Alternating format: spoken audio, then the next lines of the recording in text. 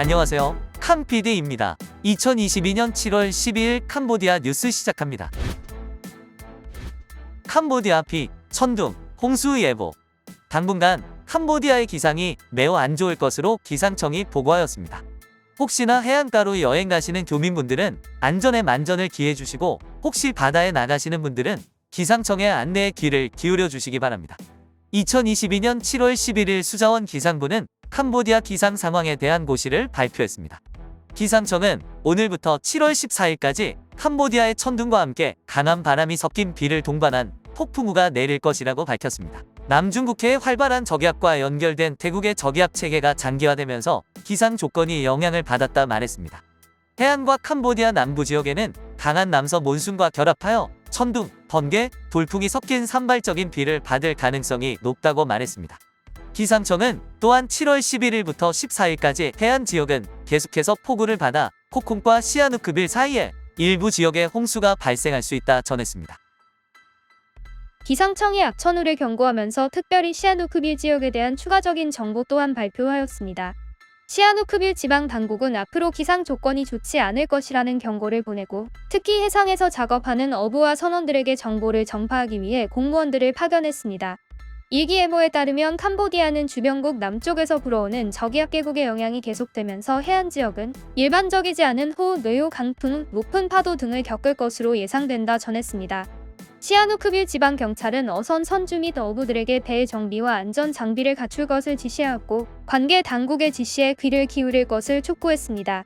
또한 여행객들도 항상 구명조끼나 부표를 가지고 여행하고 깊은 바다에 가지 말라고 경고하며, 혹시 모를 사고가 발생하지 않도록 주민들에게 주의를 당부했습니다.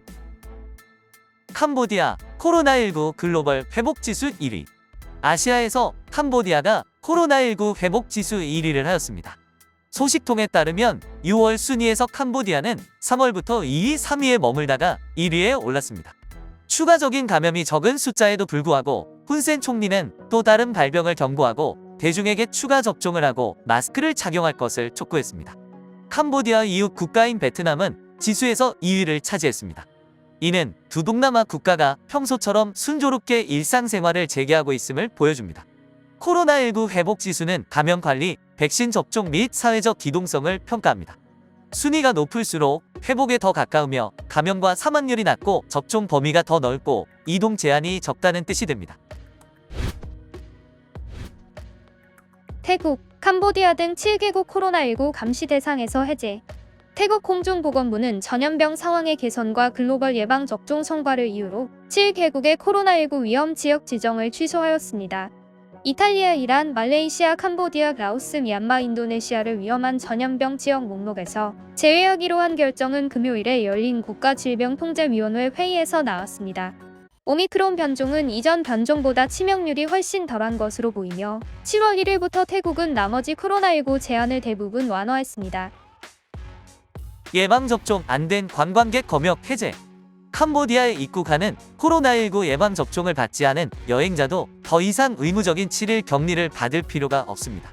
캄보디아 정부가 신종 코로나 바이러스 감염증 예방접종을 받지 않은 여행객에 대한 의무적 7일 격리를 해제한다고 발표하였습니다.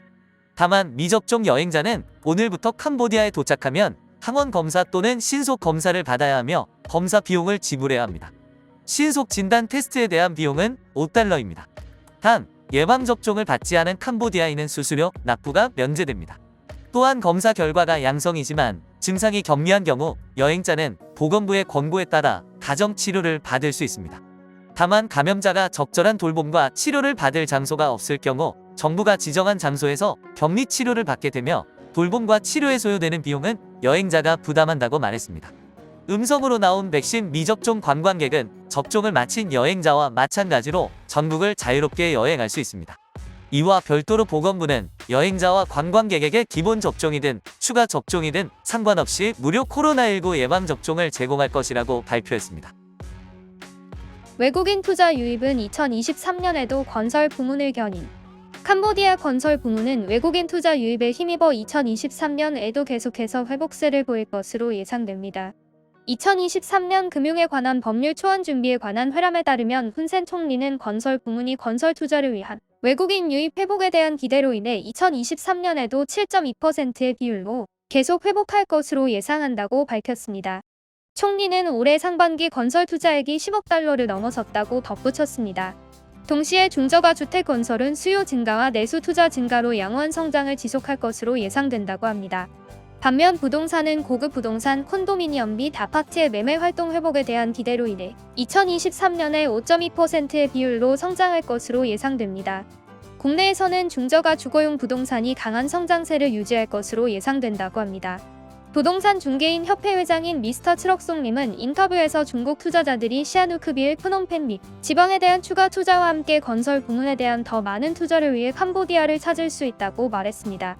올해 말까지 더 많은 투자 프로젝트가 있을 것으로 예상된다 전했습니다. 또한 캄보디아 시장의 현재 부동산 상황이 점차 회복되고 있다고 지적했습니다.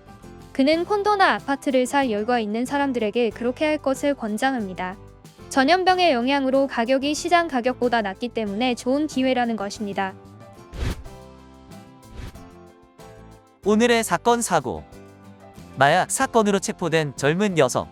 사실 매일매일 많은 마약 관련 뉴스들이 나오고 있지만 그 전부를 넣을 수 없어서 전해드리지 못하는 것입니다. 교민 여러분들은 절대 관련 문제들에 연루되지 마시기 바랍니다. 한 젊은 여성이 불법 마약 소지에 연루된 후 수갑이 채워진 자신을 발견했습니다. 그녀는 7월 9일 오후 빠이린의 스로 민체이 마을에서 체포되었습니다. 체포는 빠이린 마약 방지 경찰에 의해 수행되었습니다. 경찰은 여성을 체포해 무게 169.94g의 메스암페타민 봉투 7개와 전자저울, 오토바이 등을 압수했습니다. 용의자와 압수된 물품은 신문을 위해 빠이린성 경찰청 마약 단속국으로 옮겨졌습니다. 살인 용의자 도주 시도 무산. 인어공주 같은 도주를 시도한 살인 용의자가 경찰에 체포되었습니다.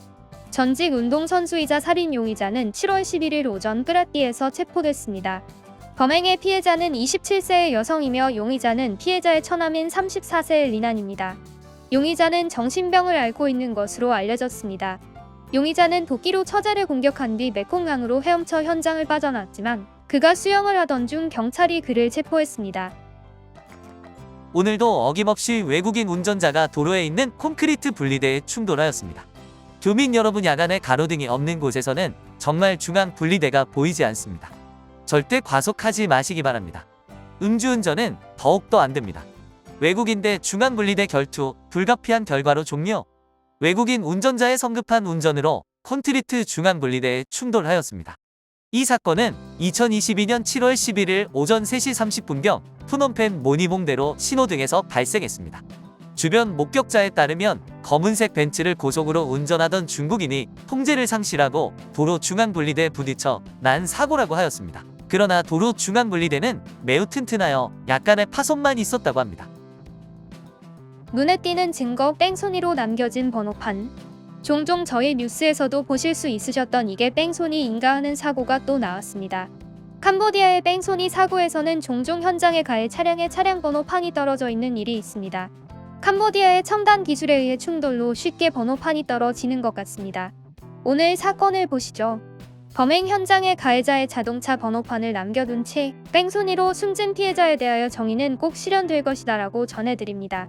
교통사고는 7월 11일 뽀사 지역에서 발생했습니다. 피해자는 52세의 남성으로 확인되었으며 마을 주민입니다. 마을의 가족과 주민들은 피해자가 사망하기 전에 자동차가 무언가에 부딪히는 소리를 들었다고 진술했습니다. 소리를 확인하러 갔을 때 현장에 피가 묻은 자동차 번호판과 피를 흘리는 피해자를 발견했다고 합니다. 친척들은 그를 병원으로 옮겨 치료를 받았지만 그는 부상으로 운송 중 사망했습니다. 시청해주셔서 감사합니다. 더 새롭고 빠른 뉴스로 다시 뵙겠습니다. 즐거운 하루 되세요.